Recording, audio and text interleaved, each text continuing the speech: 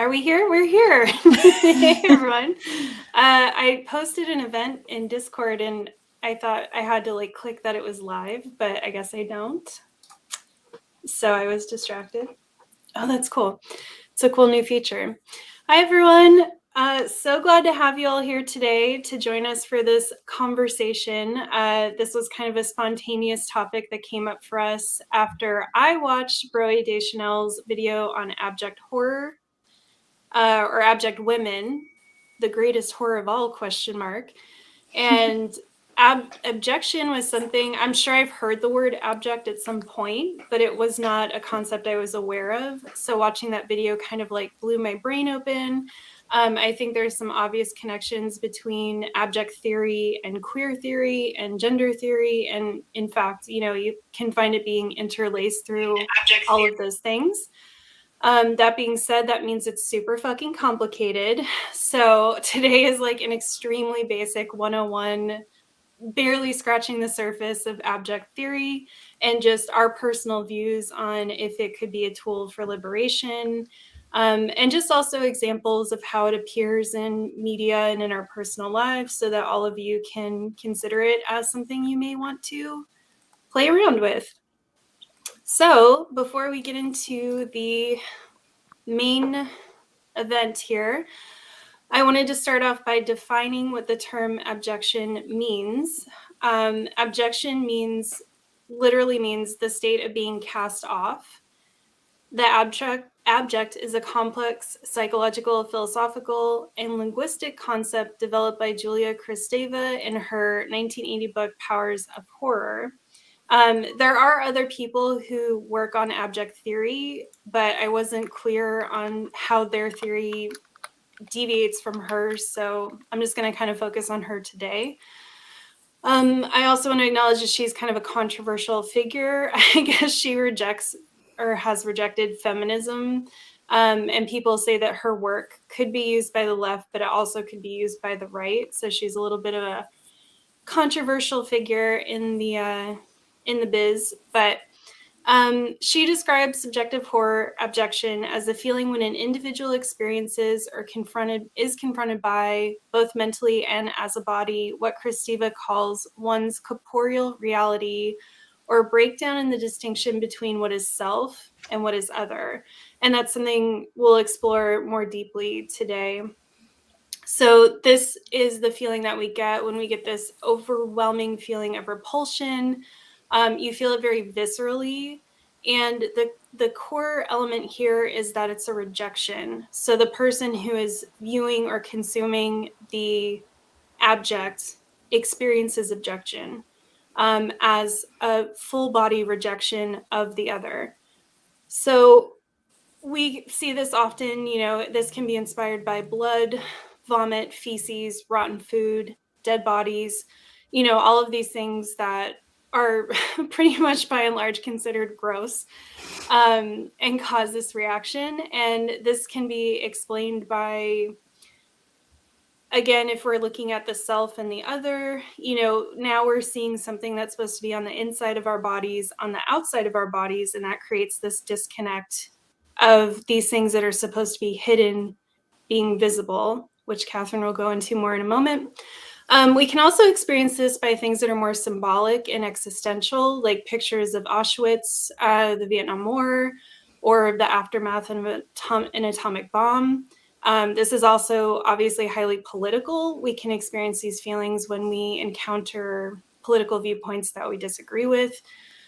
So again, whatever it is, the point is that the reaction to it is very visceral. It's a repulsion, a hatred, a fury, and it results in the wholesale rejection by the audience, witness, or viewer of the thing and of the person doing the thing. In Kristeva's words, it's not a lack of cleanliness or health that necessarily causes abjection, but instead what disturbs identity, system, and order, what does not respect boundaries, positions, or rules. So they talk a lot as well about liminal spaces, these spaces and borders in between two things, which make us very, very uncomfortable. These borders and barriers between what is me and what is other, are spaces that we get extremely uncomfortable. And then I want to end the definition with what is abject is nearly always what is racialized, and therefore abject feminism, art, humor, etc., can be a matter of perspective.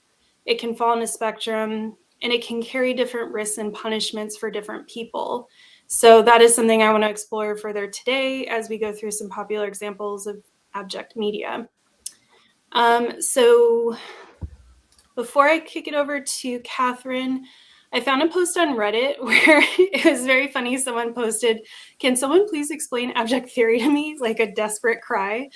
And the top comment was really amazing, actually. So this is probably not Dave, the username.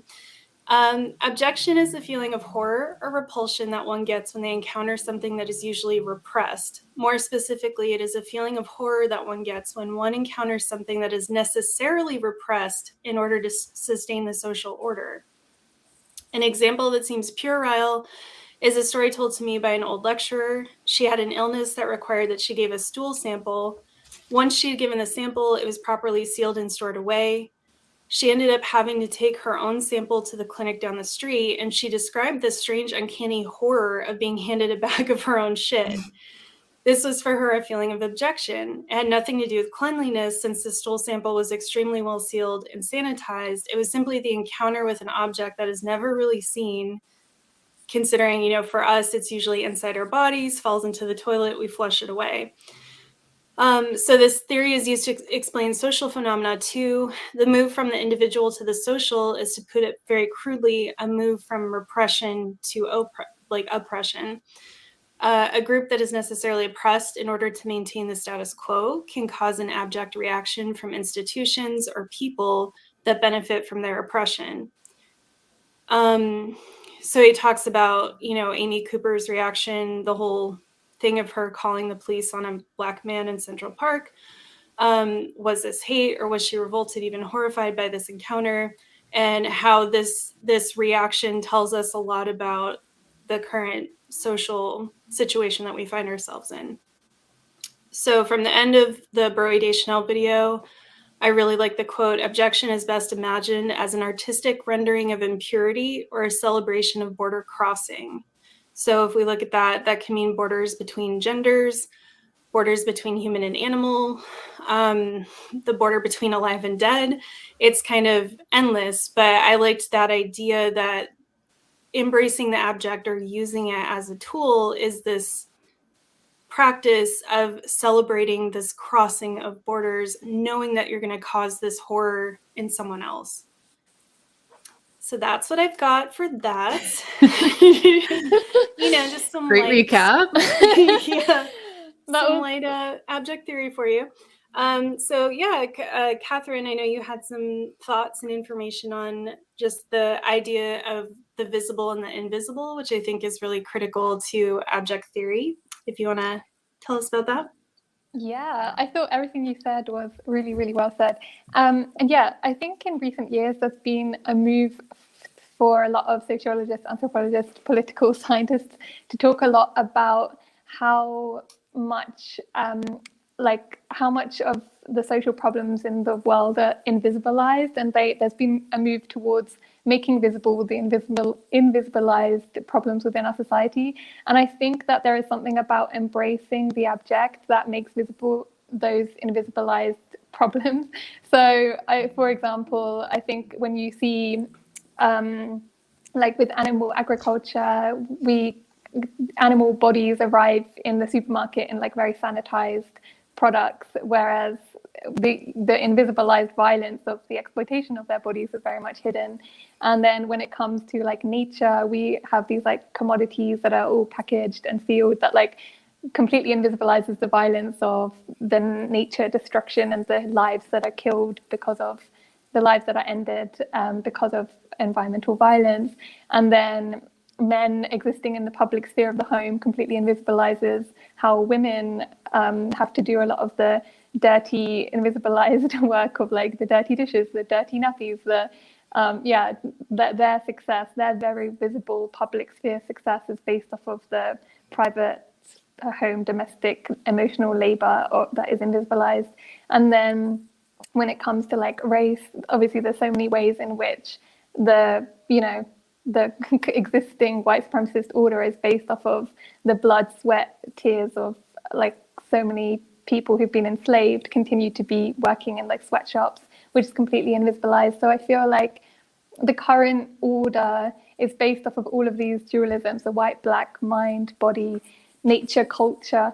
And I think it's a way of completely breaking down these dualisms by being like, the white is upheld by being, the current order is like civilized and sober and rational, and everything is based on like being proper, which is all associated with like white supremacy. And to reject that and embrace more of what is considered like savagery or less of that kind of civilized order is a way to break down that dualism. And I think we could go on and on, but the mind and body dualism as well, it's very much based on mind, the rational, the reason, the intellect dominates, and we're completely alienated from our bodies. And I think that there is something about embracing the corporeal sensations that means that this dualistic split is then broken down if you start to embrace more of like the ways in which our bodies actually function and the things that come from our bodies. So I think there's something about embracing the abject that can destroy a lot of the dualisms that make up our current white supremacist capitalist patriarchy. Yeah, I think it's interesting. I was just thinking as you were talking about, like you were talking about animal agriculture, and I was thinking also of like homelessness and how, so many, middle-class people will have this like just abject feeling at seeing homeless people or like the encampments. And I was thinking about like using the abject because it's like, usually this is all hidden away and people don't have to see this kind of, the stuff that I feel like abjection is almost like, and tell me if I'm wrong, but like it's like rejecting a part of yourself, because it's like you can see yourself in that other and you don't like what you see. So it's almost like just a rejection of like knowing that that part is in you as well, and just kind of like feeling so disturbed by that. But I was thinking like, a lot of vegans will use, pretty violent imagery of like what's happening to the animals in order to create that feeling of objection in other people in order to motivate them. And then like similarly, we try to bring a lot of like the invisibilized violence to the surface on the left. But I feel like it's interesting because it can kind of like go either way. Like if you're somebody who empathizes and who sees these things and feels shocked, then you could be moved to action because you're just like, oh my God, the invisible is becoming visible and I feel so disturbed by it. But then also like on the right, or even just like the, the liberal center, they will see things like that and then they'll have such an abject reaction that they're just like, okay, I want that hit even more, right? So they're like, clear out the encampments, don't show me, like put in place ag laws so that we never have to see this. And I just can't look at it, and then that just, doubly reinforces the social order. So I think that's I don't know, kind of interesting. Yeah, I think that's an amazing point. And that is the interesting part about abjection. I was trying to think of how to describe this because in a way it's a neutral term, but it's also extremely not neutral, right? Like what causes us to feel abjection is almost always political. So in that sense, it is not neutral, but it is neutral in the sense that it's just a feeling that is experienced, and it doesn't necessarily indicate what the experiencer is going to do with that feeling. So I agree with you. Like I was always pretty outspoken against using violent imagery in activism for several reasons. And one of the reasons was, yes, you want someone to experience abjection when they look at a picture like that or a video like that, but you can't control what that sense is going to make them do. And for a lot of people, they can't bear the reality. So the only option that they're left with, if they can't accept reality and move forward, is to further objectify the subject. Yes. And that's what happens so often. And that's when you see people being like, oh, I don't care what happens to animals. They're delicious. And, they're just like, or they're like, yeah, I would kill them myself or whatever. They try to find a way to further objectify, further dehumanize, depersonify the subject. And then you end up with people who are actually further away from where you want them to be than they were before. So yeah, it's a tricky thing. And I think that's why the abject theory is so complex and so multifaceted, because you do have, I mean, Kathrin, everything you pointed out is exactly it. Like, these things are supposed to be invisible, and these things, the borders and boundaries part of it really struck me very deeply, because you see that a lot, I think, with queer stuff, right? Like, someone, like, you get people who have this full body horror repulsion against queer people, and it's because we have transgressed these boundaries in a way that's joyful, or in a way that's proud, or in a way that's confrontational, and we're creating ourselves as the other, but in an aggressive way. And that makes people deeply uncomfortable because there might be something queer about them, or it's just this thing that's been so otherized that it literally causes them horror to witness it.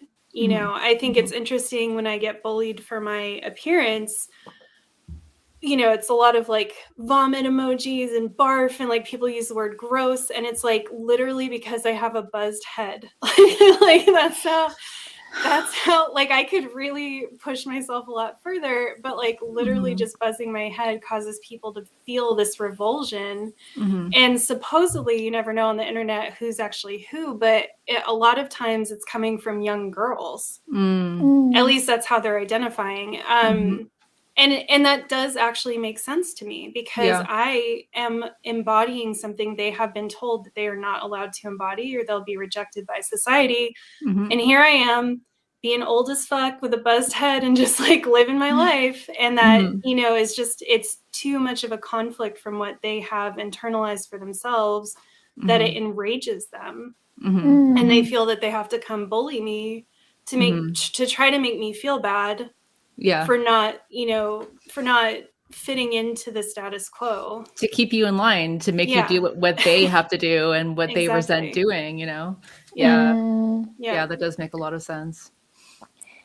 I think it's such a good point that I think that the abject can make us confront the deepest, darkest sides of ourselves sometimes, because I guess it's the reason that we have these feelings of abject a lot of the time is because that's secretly how we feel about ourselves. We've all been taught to repress and to completely distance ourselves from the parts of ourselves that we dislike, and we have to put on a front that we're non-problematic and that we're fit into the current mold. And so I think we're also afraid of all of that stuff inside of us becoming visible. And so I think that then leads to things like cancel culture and things like us completely rejecting anything that doesn't fit into our worldview, because we're so afraid of our own stuff coming forward that we just have to project outwards onto others that they are the problem, or they're the bad ones, or they're the disgusting ones. And I think there can be something about this theory that can help us to confront the ways in which we are dark and problematic, and look internally at ourselves. But I get probably a lot of people are not going to do that, but maybe there's something about it that will spark a seed in their minds, why is this having this visceral reaction within me, and then that can, I don't know, lead to some self-reflection down the line. I don't know. Yeah, I agree, because especially when we're thinking about the Zoe Deschanel video that we watched. So I guess we didn't, for anyone who hasn't watched it, she goes through a few examples of the abjected media and why women in particular tend to be drawn to this when it happens in terms of subverting the male gaze and border crossing in terms of, what women are allowed to do kind of in their bodies and whatnot.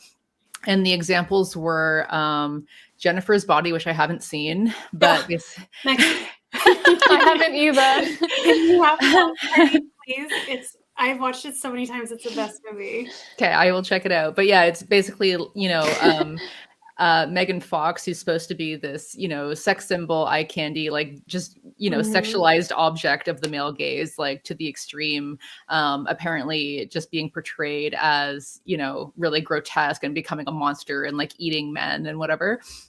As well, Girls, which was Lena Dunham's show, which I have seen. And basically in it, like she's nude a lot of the time, but it's like not male gazy at all. You know, it's just kind of like, because she doesn't have the typical body. It's not like, it's not shot the way that most like male gaze stuff is, where it's just like, you know, these slow motion like shots caressing the women's bodies and having it be just completely objectified, you know?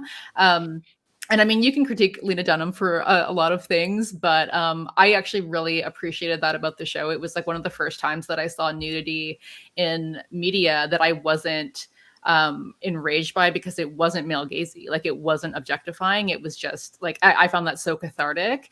And then other examples were, I think, Amy Schumer and another comedian, and just, yeah, you know, being kind of grotesque in their in their jokes and presentation. And I'm like, you know, I'm not a huge fan, but like, yeah, I mean, it makes sense that some people would feel some kind of catharsis from that, because it's transgressing the bounds of like what, you know, women are allowed to be and you know, what they're allowed to do. So I think that I guess we'll get into like, can it liberate us later? But yeah, like just along what you were saying, Kathrin, about I think these kind of things can often, you know, create this feeling of abjection in us at first. And then we kind of, maybe we would rush to bully and be like, oh, these people are gross, they're disgusting, you know, they shouldn't be doing this. Ew, what losers, you know? And then eventually you might kind of like, you know, it might kind of like seed in your brain. And then eventually you might kind of be like, actually, there is something really cathartic about this, right? Like there is something that I'm actually like, hell yeah, fucking, you know, gross people out, you know, like cross that boundary, like don't just be the ornament that you're supposed to be, right? So yeah. I think we're kind of I don't know if it's exactly abjection, but I think we're kind of seeing that happen with this kind of women of the 90s renaissance that we're going through, like 90s and early 2000s, where everyone's going back and like apologizing to Britney and apologizing. I just watched last night a little documentary on Janet Jackson and the whole Super Bowl fiasco and how that literally ruined her career. Like it tanked. I mean, she was a massive, massive star at the time, and it completely tanked her career.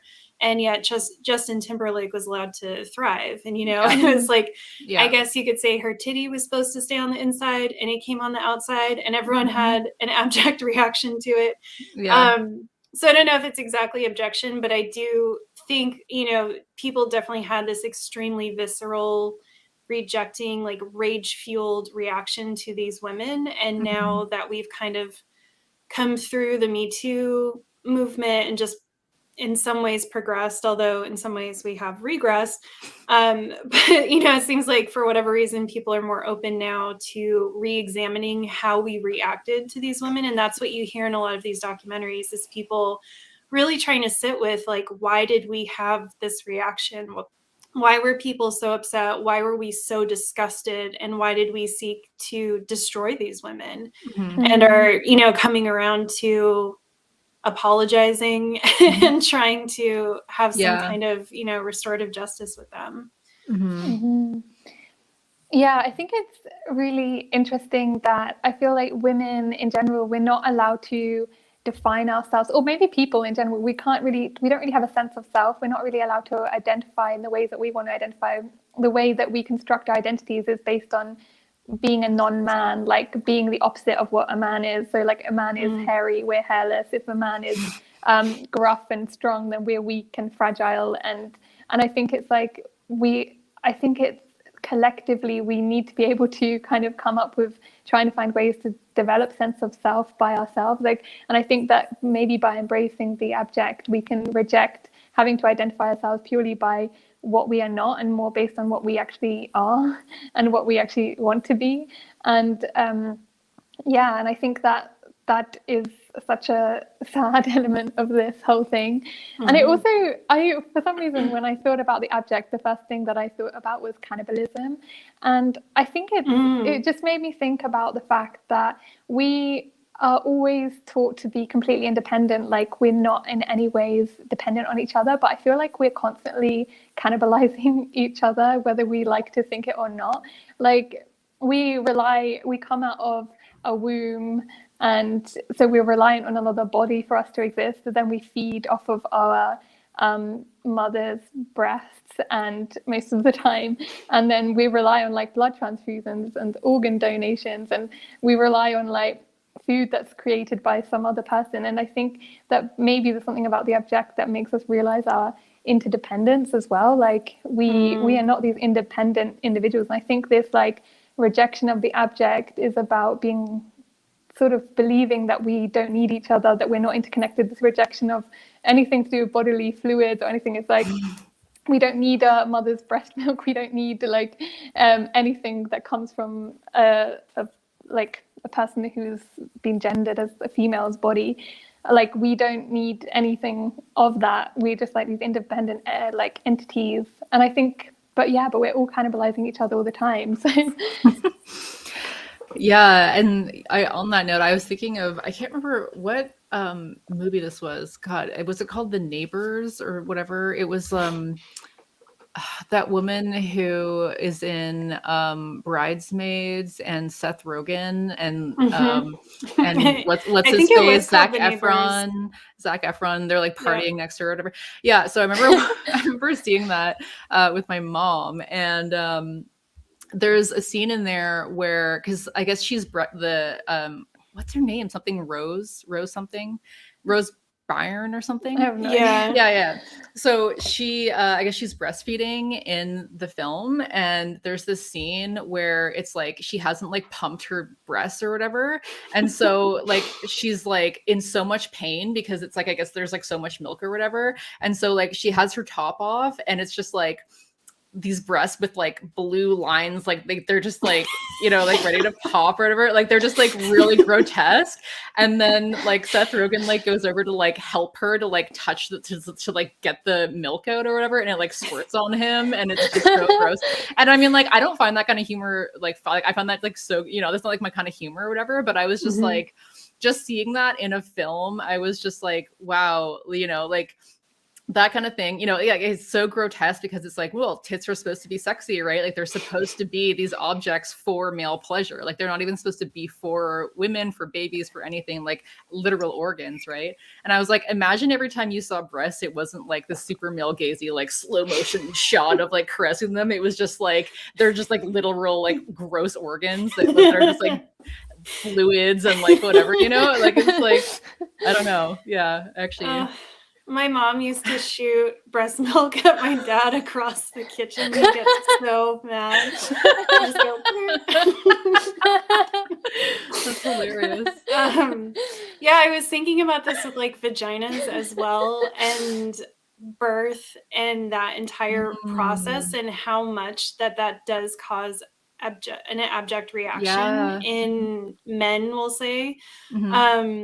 Because like even with the vagina, there's something about how expansive and adaptable it is and what it is built to do that is incredibly threatening and horrifying to men.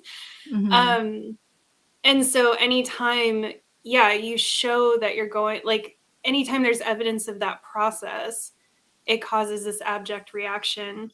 Yeah. Even though women are, you know, defined around reproductive capability, so you'd think that would be celebrated, but it's not, because then that also de-objectifies us in certain ways and reminds people of like what our bodies are built to do. And I thought that was really interesting to think about. And I think like breastfeeding, I really appreciate my friends who are just extremely honest about like what birth is like, what parenthood is like, what breastfeeding is like, because it's pretty gross, you know. There's just a lot of shit that's fucking gross and weird stuff that happens to your body. And the fact that we sanitize everything to the point that like even birth has been so sanitized, you know, which we could get into the whole history of like the medical industry and birth and C-sections and stuff, because doctors don't want to deal with like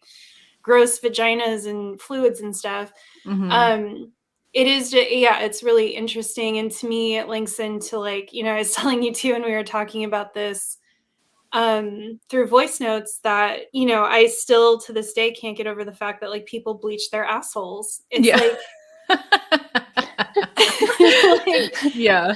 Why does that need to be clean and sterile? Like it's not a, you know, anyway, so it's the extent to which we're supposed to sterilize our bodies is just really shocking. And it's, when you think about it, it's just absolutely impossible to uphold. I was just watching The Good Doctor, and there's a couple on there, and the girl, you know, came in and she was extremely tired.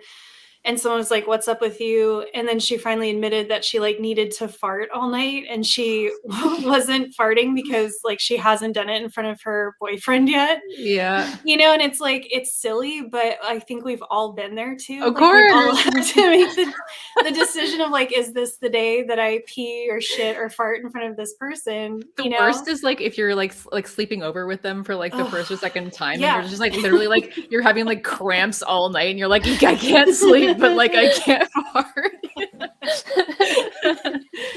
Exactly. Yeah. But yeah, no, just about the birth stuff. Yeah, I mean, I feel like that's so true. Like it does de-objectify us. Like it does, you know, re-subjectify, is that a word? Subjectifies us. But anyway, but like, like going back to like, you know, rejecting, like the objection is rejecting something like a part of yourself. I feel like part of why men will, you know, be so disgusted by that is because things like that, you know, de-objectify women's bodies, like make it clear that women exist outside of just, you know, as sex objects to, you know, please them or whatever. You know, that is so disruptive to the social order. Like if you understand your subjectivity as like, I am the subject and they are sex objects, you know, and like, I am the one, you know, like I am the taker, I am this or whatever, then that kind of thing, like it actually, you know, it subverts something inside your own understanding of your identity, not even just like this other person, right? Like it fucks with your you know, assumed position of privilege and power and priority, you know, and your agency and their objectivity, right? And I feel like that is like something that's partly why it creates such a reaction, right? Because it's not just like, oh, that's a gross thing, or that's, I don't want to look at that because that's not sexy. It's like, oh, this actually like fucks with the way that I have to see the world and see myself and see my participation in it, you know? Yeah. Even if it's just a small thing and they're not fully, because I feel like a lot of men wouldn't be fully conscious of all of that. Like because most men aren't conscious of the way that, you know, the male gaze and like the objectification of women upholds patriarchal hierarchies, right? Like they feel like that's just a trivial thing that's not, they don't actually feel that, right? Or they don't understand how their participation in it furders these oppressive systems in violent ways, even if they're not violent themselves, you know? So I feel like, I don't know. But yeah, because I hear stories that just kind of break my heart about like women who, you know, give birth and then they're just like terrified because they know that they won't be able to have sex for 6 weeks after giving birth, and they're going to have to wear this, you know, diaper around, and they're just horrified that their partners are going to be so repulsed by them and like so angry and upset that they won't get to have sex for, you know, 6 weeks, that, you know, and I'm just like, good fucking God, you know. Good fucking God. That needs to be your number one concern when you've created a new person you now have to take care of, right? And have to from that process. Yeah. And in those moments, I'm just like, yeah, I completely understand like the draw to want to embrace the object and just like, you know, show them how great, like show them like blood coming out and whatever, be like, yeah, like this is my fucking body, like fuck you, you know? Yeah. Anyway.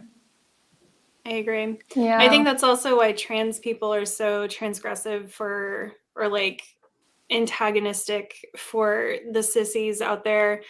Because, and I think especially that, I think that's why trans women in particular suffer so much very specific violence, because it is that challenging. Like if I'm a man and that's the best thing that you could ever be, but then this person is giving that away and transitioning over to something that is supposed to be less valuable, what does that do to my position? There's this sense that it's and then especially if you're attracted to them, and then yes. and then the abject reaction is you're objecting yourself, because you're just like, the abject reaction I'm having is the fact that I am attracted to this, and that subverts my entire sense of self. And like that, if that's true, then what does that mean for my position in this hierarchy? And I don't want to accept that. Yeah. And that's why queer people, trans people, like, we're so dangerous to any established system, because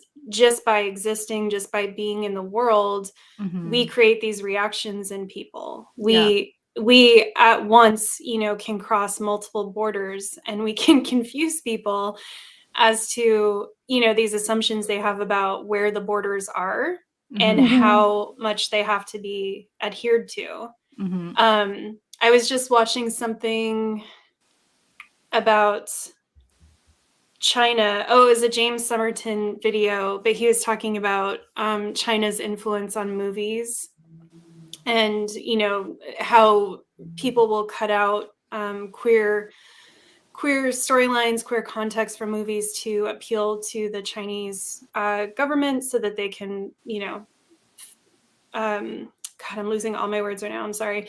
So that these movies can be seen in China. Anyway, he was talking about like, well, why does China care about queer people so much? And he just kind of went into exactly that. Like, when you are trying to establish a certain kind of rule, a certain kind of order, you need things to be as predictable as possible. And queer people are very unpredictable, right? Like, if you know that you're going to have heterosexual couples, that they're going to get married, that they're going to have kids, like you can predict what these people are going to do within the economy. You can create laws and regulations that work for everyone because you're forcing a hegemony. But if you have queer people, we fuck everything up, right? Like, we do things differently, and we challenge pretty much every structure they have in place to create that kind of hegemony. So I think that is why we suffer such really intense abject reactions to just like literally going to the grocery store or something, or riding on a bus, just literally our existence is so challenging to people, and so repulsive to people in a lot of ways, because it really does shake the foundations of like almost everything they believe in. Yeah. And it also, because you said like there's like queerness in so many of us, right? In like different ways. And so it's, again, I think it's this rejection of that part of yourself that does feel that way, but you just cannot let yourself go there, because you know that that would mean giving up your power in this hierarchy that you're like, just trying to hold on so dearly for, like you're just like, this is all I have. Like, I just have to like hold on tightly to this, We had a watch party the other day, and we were hanging out and chatting after, and one of the members brought up some like Nazi propaganda that we were looking at, because we were talking about how I was saying how like it's interesting that the more masculine something gets, the more like homoerotic it gets, like when you have the most hyper masculine, and it's like an obvious thing that everyone knows, but it's just always funny to me that like the more hyper masculine you get, the more queer it seems. And so anyway, this person brought up this like Nazi propaganda, and we were reading through some stuff, and it was like talking about how, it's very natural to just feel this overwhelming love for your brother, like, because we're just such a beautiful race, and so like it's very natural to like look at your male comrades and feel funny feelings about them, but like just channel that into the mission. And it was just so funny, because it's like such a tacit acknowledgement that like there is so much queerness inherent in us, and like it's just always the project of every authoritarian government to try to be like, what the fuck do we do with this energy, because it's here, right? But we can't validate it, but it is here, so we have to find a way to do something with it, Yeah. And that's so interesting. For my eco-fascism video, I was looking into it, and there was this thesis that said that, fascism and Nazism is, it's basically men feeling like they need to remasculinize, but also it's like a big bonding project for them. It's like a male bonding thing where they need to like remasculinize together, but it is all about like male love, even though they like reject gayness so much, right? Yeah. So definitely. Yeah, interesting stuff. We've had some really good comments, but Kathrin, did you want to say something? You haven't spoken in a while. No, yeah, let's go on to the comments. The stuff I wanted to mention is not related to... Okay, I just quickly, before I lose them, Javi towards the beginning said, this is sounding like punk, and the more I was describing it, it was like, oh, this is sounding more and more punk. And I would say, yeah, I think the like punk like culture is definitely based a lot around abjection and embracing that as a way to reject the rejecter. And you find that in queer, and punk and queerness have a lot of overlap for that reason as well. And you find that a lot in queer spaces, like there are sects of queer beauty standards that are actually based around making yourself as ugly as possible. And that's considered beautiful. And it's a lot of it is embracing, like I want to come out and I want to be perceived with repulsion by people in a way that shows them that I'm like repulsed by them and their standards, So it's like almost like a weaponized abject lens that you're putting on the world, where it's like, I'm intentionally causing you to feel this way because that's how you feel to me every day. But also I want to make you think about like why you're so repulsed too, Yeah, or just go fuck yourself. Like I want to, a lot of it's like, I just really want to make people uncomfortable and disrupt their state of normalcy because I, think it's bullshit. Annie, oddly enough, said, ooh, I found this in the autistic community quite often. We've been conditioned, trained to deny our authentic autistic selves for survival, but this is how society tells me it is meant to be. Yes, and I think I've experienced that as an autistic person with, I just had these times where like suddenly someone just seems really repulsed by me, and I can't figure out like what happened. And I think that happens to autistic people a lot.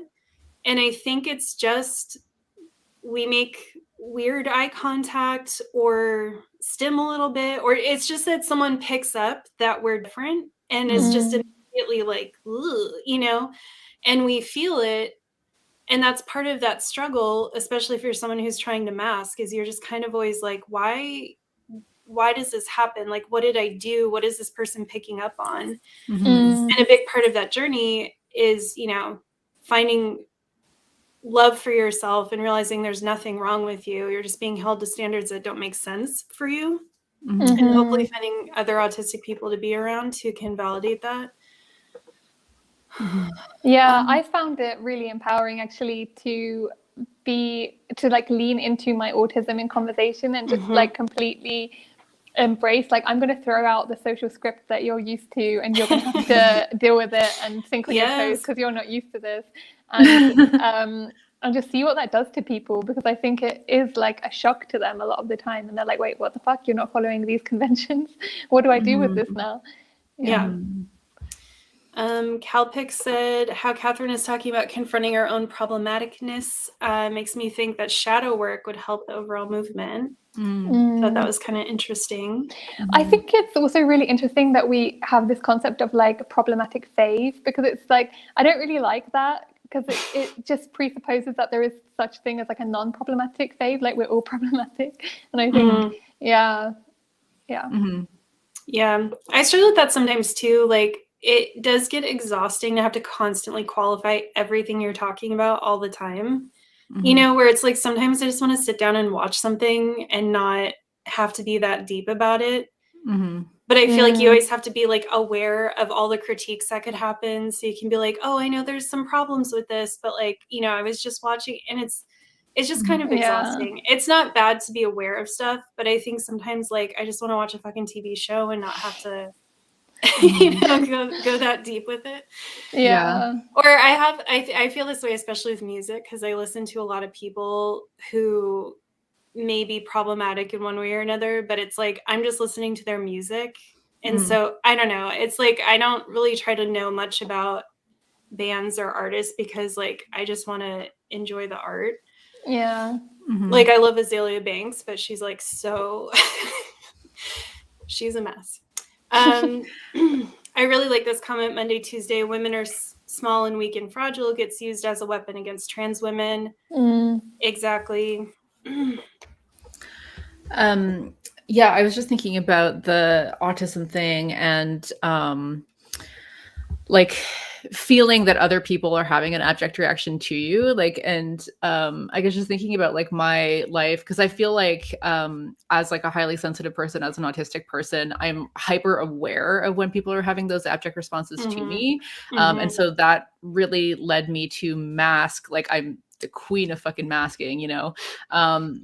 But I remember like when I was, you know, in grade school and high school, and I guess I was kind of embracing the abject because I really resented the male gaze, but I had no language for that. I really resented like how people at school were like girls at school were expected to dress and like dye their hair and put on all this makeup and all this stuff and whatever. And so I would like purposefully go to school in like my pajamas or like just like, you know, ripped crap and just be like, I'm just gross, you know, not like gross, but like I'm just whatever, you know. And I was in my mind, I was like, this is going to show me who really likes me for me, you know, because like I want to be liked for me, and like I don't want to, you know, I don't want to have to like pretend to be all this bullshit for the sake of, I guess, fitting into the male gaze. But then I think like as a highly sensitive person, like, you know, I was a bit overweight. I was like, I don't know, I dyed my hair all these like weird colors. I was, you know, I was like, and I was doing that on purpose. But I think that like, yeah, I guess as a sensitive person, as an autistic person, like I was just so hyper aware of the objection that I was getting that like it kind of broke me, you know, like it kind of like it went maybe swing the other way to the point that like I developed this eating disorder. And I was like, I still wanted, because I always like dressed more like mask and like I guess was more like tomboyish or whatever, but like that was like the cool girl trope. But like originally I was not embracing the cool girl trope. I was like, no, I'm just going to be like me, you know, and it's going to be kind of gross, and I'm not going to be hot doing it necessarily. But then because of all the abject reactions, I kind of went the other way. And then I was like, okay, well now, yeah, I'm still going to dress like mask and different, but like I have to be thin, I have to be hot, I have to be, you know what I mean? And I ended up like swinging this whole other way, and that just like fucked me up for like decades, right? So it's like embracing the object like can be really difficult, you know, like especially if you are highly sensitive or like highly attuned to like people's reactions, right? Like it's a really strong like normalizing force in society, you know. Yeah. So. Yeah. And I think that's such a good point about, that's what I've been thinking about as well. Like at what point can you call it abject, and at what point is it just adopting the like manic pixie dream girl or not like other girls trope? Like, yeah, I'm going to talk a little bit about like my vagina or my menstrual blood, but like, but that's because I'm different. That's because I'm unique. That's because I'm interesting. That's because I'm like not like these boring other girls. And I definitely, yeah, I've definitely had experience with that where I feel like it's still, and I still struggle with this where I'm like, am I mentioning this because I'm like trying to be interesting or trying to like distance myself from other women and seem interesting, or am I mentioning this because it's like actually what I want to say? And like, and it's really confusing. But yeah, I definitely have the experience of when I was telling both of you before that from like a young age, I think as a result of sexual violence, I internalized that like, okay, if I seem innocent and fragile, and if I seem as if I'm like weak, I will be violated.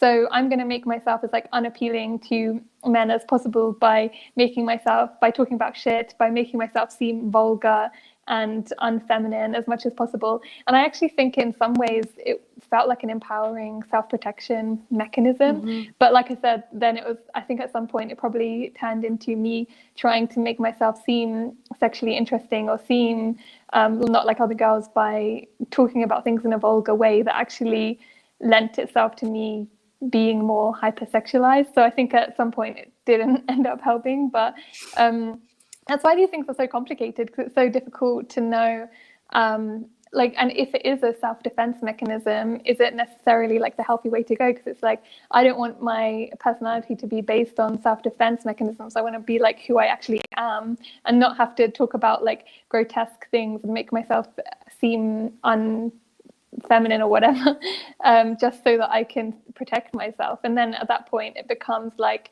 quite jarring and shame inducing. So yeah, it's something that in every conceivable way society has mechanisms to make us either feel unsafe or ashamed or bar access to certain things, like, you know, even something like dress codes, right, keep you from abjection. You can't go into work wearing or presenting yourself in a way that is intentionally, you know, inciting repulsion in other people. So there's so many different ways. Like I said, even just, you know, I've, even before I buzzed my hair, you know, I just cut my hair short at one point, or shorter. I used to have extremely long hair. And I went into a bar, and the guy who carded me, my license still had my longer hair on it. And I remember he was like, "Oh, I miss your hair." And this is like some fucking stranger who's just carding me to get into a bar. So it's like literally like these little tiny even interactions with strangers that can just happen out of nowhere. It's like we're conditioned on every level and have mechanisms on every level to constantly make you feel that pressure all the time. And make you, you know, it makes you seem like monstrous to other people, or just I don't know what word I'm looking for, but like ridiculous and childish and disgusting. You know, it's just like people just think like, why can't you just be normal? Why can't you just get in line so I don't have to feel this? It's like, well, why can't you just address your fucking feelings and work on those instead of forcing me to just make you comfortable? Yeah. And I think like as I get older, because someone in, I think it was, Annie said that I've spent the last year unlearning my mask and I'm openly autistic. And I think I've embraced what non-autistics consider abject as a form of protest. And that's amazing. Yeah. Yeah. Because I feel like as like being an autistic kid is a really lonely experience, and you feel really alienated from people and you don't really understand why or whatever. And so I think that like, you know, feeling like other people are disgusted by you is like such a hurtful and traumatic thing, because it taps into that like deep feeling inside you that you feel like you're just unlovable, or you're just like, you know, you just can't connect with people or whatever. And so like, you know, so yeah, like these little like microaggressions, like, you know, that like put you back in line, right? And like we're all white people, right? So it's like we're not even experiencing, you know, the worst of all of that, right? Like if you're a woman of color, it's like, oh my God, good luck. You know, you were talking about dress codes, and it's like, yeah, women of color can't even like wear their regular hair. That's abject to our society, right? And so it's like all of these things, especially like if you are neurodivergent and you do have that trauma, like it's such a powerful thing, and it makes you feel like, even if you're doing it in protest, like it can still make you feel just like disgusted with yourself. And then it's just like, fuck you. Like, you don't get to make me feel that way about myself, you know? Yeah. Like, exactly. But you do, you know? So right. Yeah. And I think that's an important point, is that there is a certain amount of privilege in being able to choose to utilize objection or not, because then that means that there must be ways in which that you meet the standards of a white supremacist cishet society. So that was something I wanted to bring up, was, you know, you have, I was laughing about this when I was thinking about it. So this might be too old of a reference, but you have Jenny McCarthy. Do you guys remember her? Yeah, wait, who is she again? She was like on MTV back in the day. I think her and Jim Carrey were like married at some point. Okay, yeah. She's like the vaccine causes autism person too. She was one of the celebrities that really like pushed that into the mainstream. I don't know. Anyway, point being is, if you don't know who she was, well, I mean, she's alive still, but she's just not Anyway, she was on MTV. She's like really thin, like extremely conventionally attractive. Like she has like very light blonde hair, blue eyes, huge tits, extremely thin, you know, just like unbelievably conventionally attractive. And but she was someone who like she would tell fart jokes all the time, and she would just be like trying to be really gross, and she would like burp and like lick people's faces and stuff. And so you have someone like her where it's like, okay, I guess she's, you know, practicing abjection here in some way, but she's doing it with all of this privilege still of still being considered extremely attractive. You know, she was still someone that guys wanted to fuck, and a lot of it did seem to fall into like a not like other girls kind of trope. And then you have someone like Amy Schumer, who has some of the same, you know, characteristics, but like is not considered conventionally attractive, who uses this humor, and yet she is still racist. Like, let's be clear, she's very, you know, problematic. So she's still also falling back on the privileges that she does have. And her whole shtick seems to be that it's like, well, I know people don't think I'm attractive, so I'm going to lean into this stuff. Yeah. Which I think is kind of what Lena Dunham does as well. Of like, well, fuck you, I'm here. So like, you're going to have to look at me. You're going to have to hear about what I want to talk about, which, you know, is fine. Like that in and of itself is fine, but it's also not necessarily super radical either. Like she's not really making progress for anyone, even herself in a lot of ways. And then I think about comedians like, you know, Ali Wong or Tiffany Haddish, who also use a lot of abject humor and who are very open about their sexuality and stuff. And it's like for them, I mean, first of all, they're just better. They're just better comedians.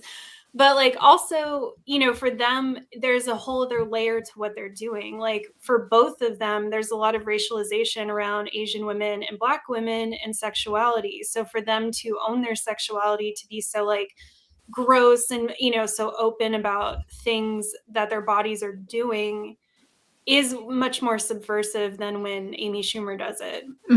So it's just stuff like that, like having that, you know, perspective. And I was trying to do some reading on this, but I obviously hit a limit of how much I could look up yesterday.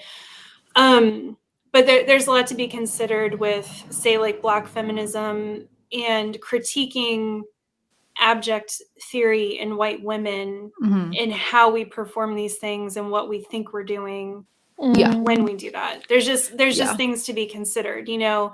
Is it really that radical? Am I really achieving equality for women by like talking about poop when I'm still, you know, conventionally attractive, white, rich, famous, whatever, you know, or is that just like a thing that I'm doing? You know, to have like a shtick to sell my comedy.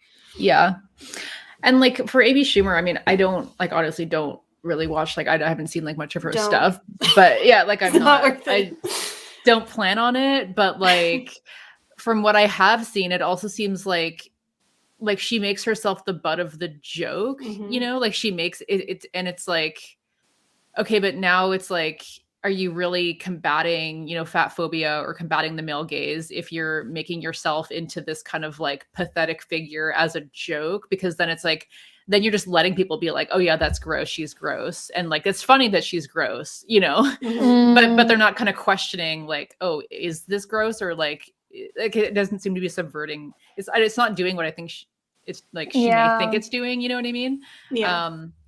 But and then I think about like, because so much of it with like white women, especially if you're conventionally attractive, like Jennifer Lawrence or whatever, you know, who's like, oh yeah, like I'm just one of the guys, I'm like burping, I'm eating chips on set or whatever, but it's like, but yeah, you're like totally beautiful, so now you're just like, it's just the cool girl, you know what I mean? Like exactly. So I also think that when it comes to like Amy Schumer and things like that, it reminded me a lot of like the body positivity movement and how a lot of the time what starts off as being abject just ends up being co-opted. And so I don't know, with the body positivity movement, a lot of the time now it's just like a lot of conventionally attractive people who might be posing naked in a slightly less attractive pose than they normally would, but like they're still like ultimately attractive. And yeah, the movement completely became co-opted from like the Black women who started it.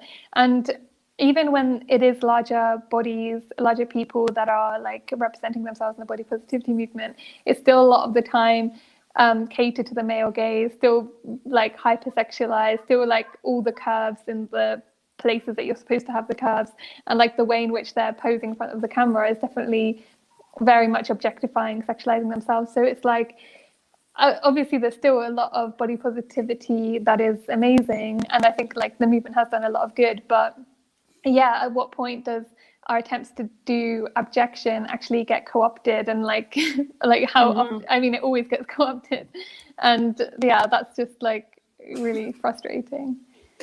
Sorry, I'm just reading what Koch just said. Koch always turns into something that like cracks us all up. What did it say? I can't read any of the comments at the moment. Koch said, was Amy Schumer using abjection when she named her kid Jean Attell? They changed the kid's name to Jean David because it sounded too like genital. I mean, probably. But what Amy, Michaela oddly enough, said... brought up Hannah Gadsby, which I think is like a really good example that I was thinking about as well. Just talking about the issue in comedy with self-deprecation as a marginalized comedian, how you have to like say the thing that everyone's thinking and make a joke out of it. And she also had a really interesting speech about, you know, writing a joke is about creating tension and then releasing that tension, which means that essentially you are going to the point of abjection, but then bringing people back. So you're not letting them sit in that abject feeling. Yeah. And how, you know, she's trying to not do that anymore. She's trying to let that feeling sit or explore that more instead of backing away from it. And then this was interesting. Michaela Rebel Wilson said she gained weight to make it in comedy, made a lot of fat jokes. Now she lost the weight and did interviews telling fat people they can better themselves. I did not know that. That sucks. I didn't know that either. Yeah. But yeah, that's something I was reading about in one of the essays that I kind of skimmed through, is they were talking about, you know, that is the thing in comedy for women, is basically like you either have to be sexy and kind of fit in and find your place in that way, or more likely you have to be in a larger body, very self-deprecating, very much like one of the boys, being gross and whatever, and there's no space for anything else. So it's really not subversive to be that kind of comedian, because you're actually just fitting into the only slot that's available to you. Yeah. And there's not even necessarily any judgment on that. It's just like that just is what it is, you know? Yeah. Yeah. I was thinking a lot as well about how just how alienated I often feel from my own body. And I think just like inherently we're always made to feel like that way. I was just thinking like when I'm de-haired, when I've like got the lawnmower out like to eradicate all the hair off my body, and like I've, you know, put on loads of makeup, and the way that I exercise, even that's like catered towards like making myself more attractive to men, and like there's just so many factors that go, and even with my period as well, just like how grossed out I had to be about my own period from such a young age, because it's like it was always this like taboo, gross thing that you can't you're so alienated from that. And ever since then, I just feel like I've just had this like alienation from like my very body, and it's like I don't even know, it's just weird, it's just like I can't even express it, but it's just there has been something about COVID and being stuck at home and letting my body just like grow into its natural state and like not like touch it and have no one see it, that's been so amazing and empowering in so many ways. I'm like, wow, this is, I don't know, like I'm not trying to change or like I don't know, do anything with my body for anyone else other than like it's just like it can just be and exist. Yeah, and I think that's like a phenomenon of lockdown that we all experienced, was people, it's almost like you're de-abjectifying your body, if I can make up a word properly. But having it, because, you know, the abject can become less abject or not abject with exposure. And that is like, I think we can kind of start to segue into, can abjection liberate us? But I think that's one of the things about the abject, is that the more you see it, the less shocking it is, and you start to get used to it. And we see that happen with, you know, people who know a gay person, and suddenly it's not so weird anymore, you know, because it's like this thing that they have in their lives. And I think that kind of happened with our own bodies in lockdown. A lot of people put on weight. A lot of people stopped shaving or waxing or whatever. People stopped being able to get their hair cut and their nails done. And we kind of like got used to being in comfortable clothes and being with our natural bodies. And you know, now that working from home is kind of the status quo for a lot of jobs, like I'm hopeful that that will persist and that will hold on to that, because a lot of people now have escaped the daily conditioning of a dress code. And also, like you were saying, Kathrin, just that that experience of being viewed every day, being witnessed by other people. I know for me, that was really liberating when I quit my job, and when I did something to my body, I didn't have to think, oh, what are my coworkers going to think tomorrow? I could just be with myself, you know, and whatever I was doing. And I think that that has hopefully shifted a lot of perspectives on, yeah, things like body hair, or just how we dress, or that beauty is pain, and like that's a worthwhile pursuit. And a rejection of pedophilic culture as well, because I feel like it's just so many pedophilic beauty standards, and like the abject is basically a rejection of that, because you're supposed to be pure and sanitized and careless and untouched, and like all these things are just like associated with like being a child, basically, before you come into like your period and before you develop hair and things like that. And yeah, but I agree in terms of like the more that you see these things, they can become less abject, and that could be a liberatory thing.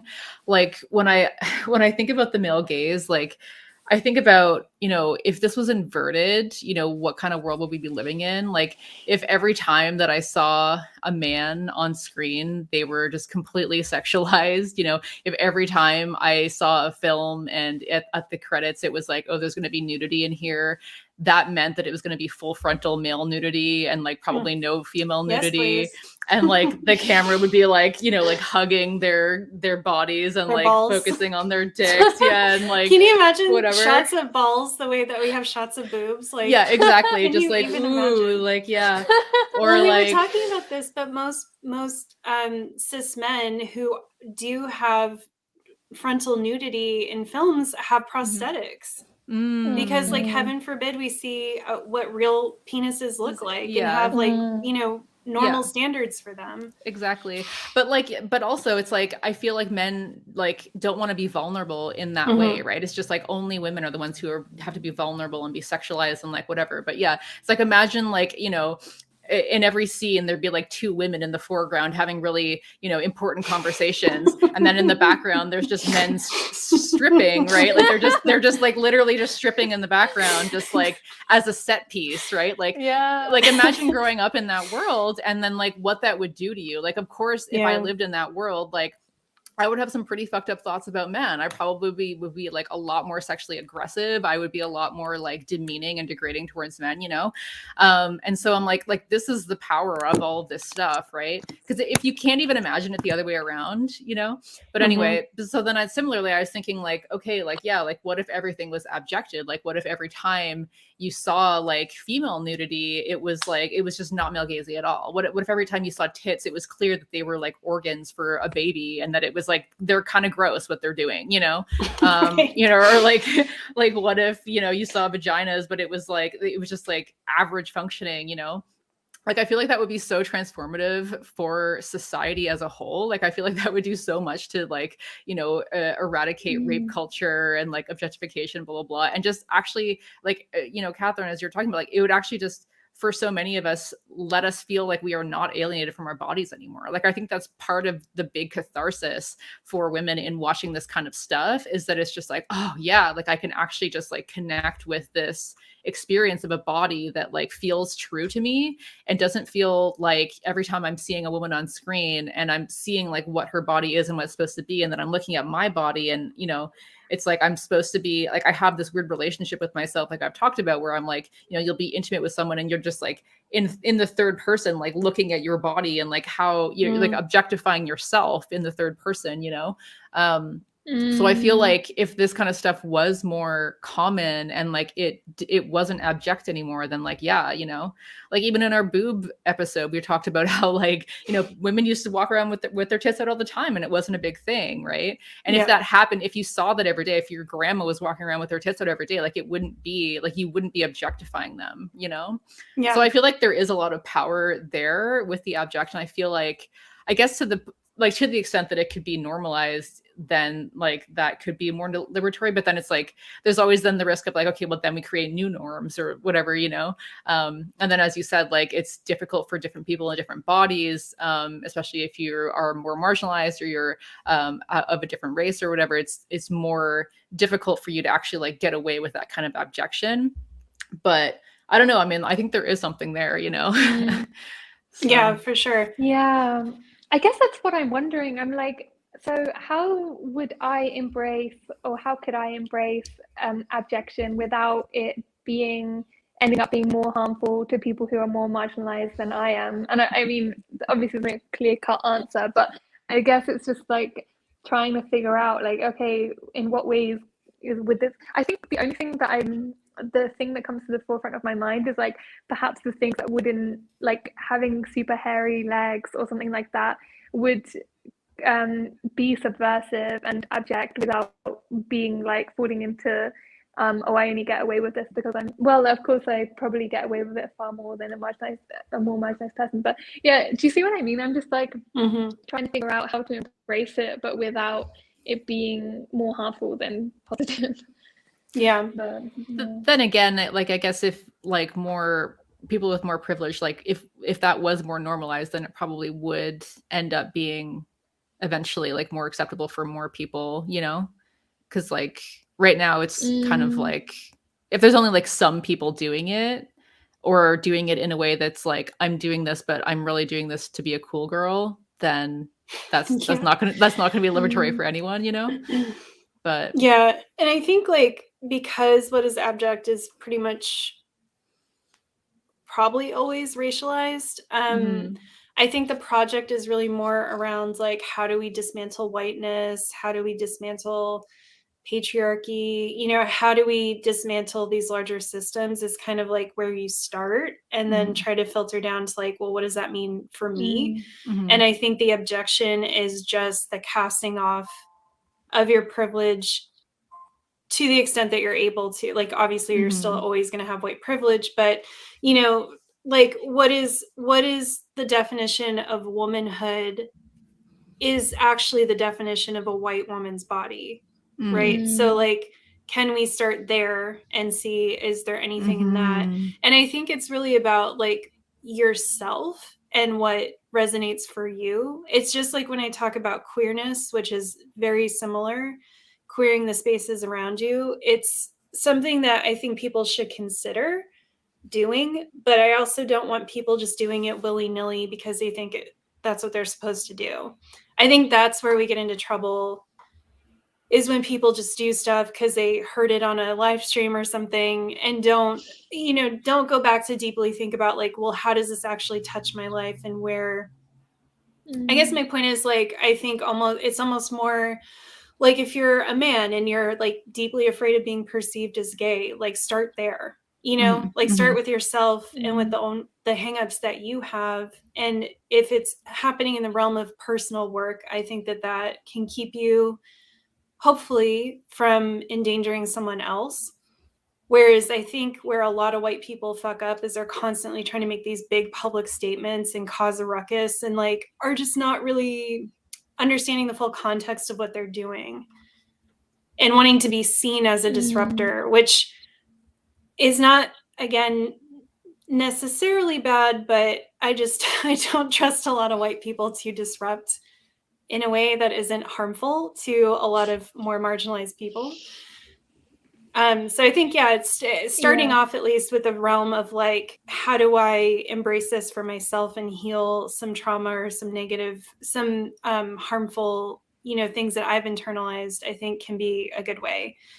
Like, I also basically never shave anymore. And, I went to my doctor the other day and he was like checking my ankles, and I have the longest leg hair on the planet now. And I just was like, get used, it was just kind of like, I did feel a bit of like embarrassment, but I also was like, yeah, but I want this to be normalized, but I'm not out here on Instagram being like, I'm a fucking abject disruptor because I haven't shaved my legs. Because it's like, I still can understand that, I may have a bit more leverage to do something like that and not suffer as severe a penalty as someone else, so I can only do what's comfortable for my body, and like just try to not make it about this big, like try to not see myself as this like liberating force for the masses, but really just like, how am I trying to liberate myself?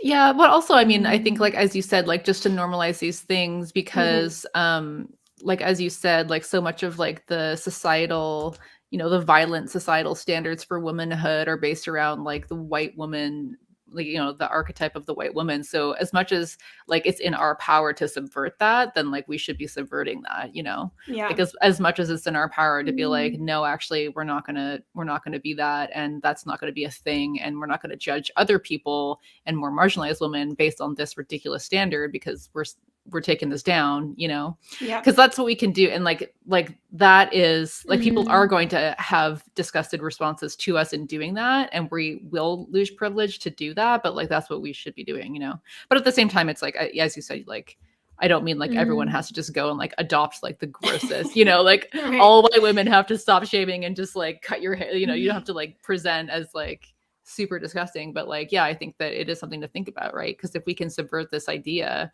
that would be really powerful for a lot of other people too. Yeah. And it's really about the wholesale rejection of the systems at play. And that's hard work. And I think that's where white people fuck up a lot, is they're like, oh, I'm doing this one extremely specific thing that I'm getting attention for, but I'm not actually like disrupting whiteness, or I'm not actually disrupting the patriarchy. Yeah. You cannot shave your legs and still be, still be cashing in your benefits of being a white person, or still be placating the patriarchy in other ways. So I guess that's my point, is like, it's not really even so much about what you do, it's more about like, why are you doing it? And I feel that way with queerness as well. Like, sure, it might be helpful if men just wore dresses sometimes, but at the same time, it's like, if you're not out here fully rejecting and being actually opposed to the cishet patriarchy, then you occasionally wearing a dress is not actually going to help anyone, Yeah. So it's, and that's hard. I can't give anyone like I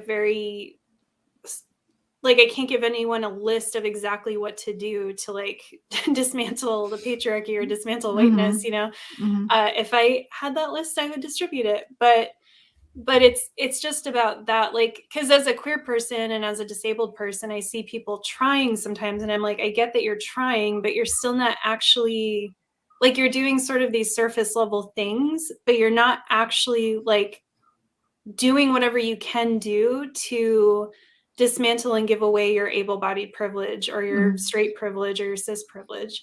Yeah. And I think that's what people really need to sit with. And this is where I think shut up and listen can be helpful, even though I don't always like that phrase. When you're learning, I think everyone's like, when you're, today you're learning about abject theory, I think the impulse is like to go do something with it. But I think like sitting with stuff, reading some more things, just percolating, consuming a bit more, like that can be really powerful to actually just like let it sit and sink in and make sure that you really understand it before you start trying to just like randomly do stuff. Mm-hmm. Yeah, and I think it's also about like making sure that it's not just these like individualistic actions that are, I don't know, I guess because it's just become so common in these like girl magazines and things for it to be like, oh, don't wear makeup or don't shave your legs, and this is like Right. the epitome of feminism, but like it's not at all talking about like, okay, what other systemic stuff do we need to tackle, like what political action, what organizing, what agitating, educating, what factors like this. And that's where it can get like dangerous, I guess, or easily co-opted if it's just like focusing on the things that we can do that are really important and empowering, or can be really important, empowering with our bodies, but not linking that to like other stuff, other more broader like analysis that we should be getting involved in. And I think that's like often just like a very clever strategy of the system to get us all focused on these individual actions that we can do to our bodies and in our like lifestyles, but not like challenging the actual like status quo. So I think it's like that's where it gets difficult as well, because like we don't want like all of our focus to be on one thing and then like reject the other. But then equally, I don't like the argument that like, oh, none of this matters, it's only the system that matters, because like I think we need both. I think we need both. And yeah, and I guess it just like depends on like what people feel is the most important thing for them at this moment, or like the thing that's resonating with them, or like and I feel that. follow that.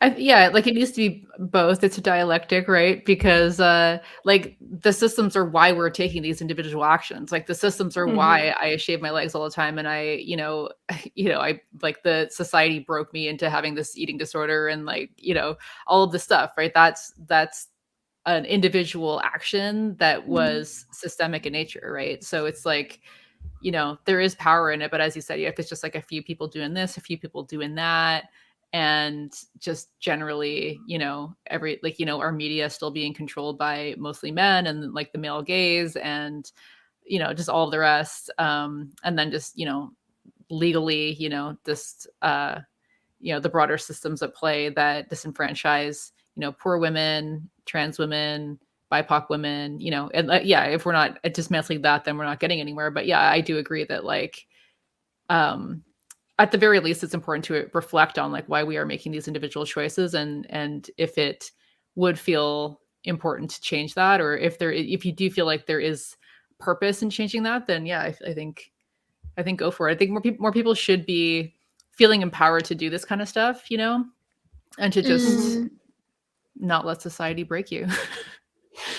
And I think it can also be like a dialectic in that like it can be an effective tool within like broader political organizing as well, because I remember that there were a few women who in London who were like outside Parliament, and they were like protesting the tampon tax, and so they were letting blood drip through their trousers or through their skirts, like down their legs, and then it made the news because it was so like grotesque for so many people, and like just a few women doing that. I don't know, I can't remember the exact details about it right now, but and I think so we can have like, we can use the abject and the grotesque and all of these things within our like political activism movements as well, or as well with art, like Frida Kahlo with her eyebrow, like her monobrow, and her like showcasing her like hairy upper lip and things like that, that like as a Mexican woman was seen as like, oh, what are you doing? You can't do that. And like having that in her art, and that be like political. So I guess it's like the dichotomy between like individual action versus systemic stuff is often much more nuanced than is often like said. Yeah,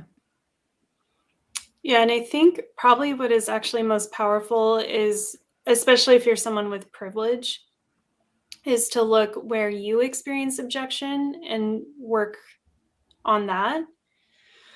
I think, obviously you can do stuff for yourself too, but I think it would be really helpful if more people would lean into being honest with themselves about where they still feel objection, and work to desensitize, learn more, do whatever it is to normalize that for themselves and understand it better, so that they can be a better ally, I guess, accomplice.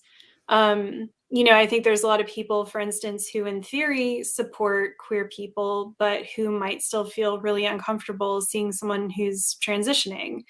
And so just be honest with yourself about that, and then say, can I seek out, forms of media where I can see that a lot more often and understand the, beautiful breadth and width of what transitioning people look like and what, these beauty standards are, and normalize that for myself. So it's not strange to me. Can I get to know autistic people better who aren't masking and get used to how a neurodivergent brain expresses itself? I think like it's fine to work on ourselves, and it is also very important. But I guess that's what I was trying to get at before, is I think that can, for some of us, can obscure the areas that we still need to work on, where that can be really powerful. Because a lot of times when you do work on that, then you do also end up accepting yourself more and finding more strength to like present yourself in a more true way. Like I know for myself, it's not as bad as it used to be, but I still experience a lot of abjection around like poverty and ignorance that, comes from my background of growing up poor. And, so it's something like I've tried really hard to kind of work on and try to dismantle that, get to a place where I don't cringe if I hear another poor person like use bad grammar or seemingly be uneducated about something. So yeah, I think like we can turn it out, but we can also turn it in. And I think that's what is so powerful about practices like this, is that they're just kind of like endlessly flexible and can give us, almost endless means of resistance. Yeah, that was really well said. Yeah, I love that. I also think that there's something about having or embracing death positivity that can be really empowering in this, in like embracing the abject, because I feel like so much of the rejection of the abject, it comes from the fact that we're so afraid of death, and we have like no healthy ways to think about death, but we're ultimately all just like decaying flesh. So we're all going to experience like the decay of our bodies and like the breakdown of just like the breakdown of our bodies. And like the older we get, the more we have to deal with like different bodily fluids, and the less like perfect and pure and pristine our bodies are. And I think that there's something about like embracing or reading about death positivity, and I'm including myself in this. I need to like develop a healthier relationship when it comes to death. And I think that I think that abjection like is a denial of the fact that we are that we like we're gonna die basically, and that we're I don't know, it's kind of this idea that we can be so disconnected from the reality of like what it actually means to be human. It's just like doing everything to make us as like dehumanized and robotic as possible, I suppose.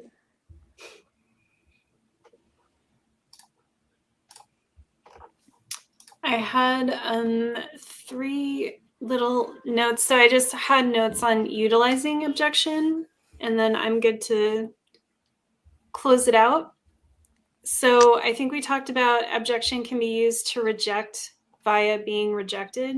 So again, that would be going out, maybe styled in a way that is going to be cause a strong reaction in other people. So this is like the punk aesthetic where it's like, fuck you, like I'm literally going to be out here just looking whatever way I can to like make you mad. So that's a strategy. It can also be used to try to normalize via desensitization, which we were just talking about. So through repetitive exposure to something that causes abjection, eventually over time, often that reaction will either be reduced or will dissipate altogether. And then the last one that I don't think we really did touch on was it can be used to force the audience to move through their repulsion, to find not just to be desensitized, but actually to see the human in someone else or to find connection. So you're reversing it. So you go from repulsion to like connection. And I think a good example of that I just saw in art, I just watched the movie Raw. Finally, I've been meaning to watch it for years. And, you know, I guess spoiler alert, but you know, if you don't know, I don't know what to tell you. You know, in that cannibalism is explored, but it's explored in a way where she's trying to humanize. Basically, the director was like, I wanted to take one of these taboos, like one of these ultimate taboos of humanity, and see, could I humanize the people participating in that taboo? Could I force you to relate to them and to sympathize with them and to see them as people? And so I think that's a really good example of using the abject to try to actually foster connection, to try to reverse the repulsion. So these are all things I think you can think about. I think especially if you're an artist, you know, the last one is particularly useful. I think it's a really sophisticated form of art if you can pull it off. But these are all strategies. It's not necessarily just about creating repulsion in other people. There can also be like a larger end goal to that as well, which maybe can give you some options in how you abject the world around you. All right, ladies, any closing comments before we go? I'm not sure, but this is a really fun conversation. I wasn't at first. I was kind of like, I don't know how this will go because I don't know how much I know about abjection, but yeah, I think this turns is out really you know awesome. a lot. Turns out I know a lot. Yeah. So yeah, thanks everyone for watching and all the great comments. Anything. Oh, sorry, I think there's a bit of a lag. But yeah, I was just saying I really love the ending and I love the conversation. So yeah. Yeah. Awesome. Well, yes, thank you to everyone who showed up. This was a really good conversation, and we will be back next month. I won't announce it yet because I haven't confirmed everyone, but I have a stream in mind that I'm very excited for. So we will see you then. Bye, everyone. Bye, everyone.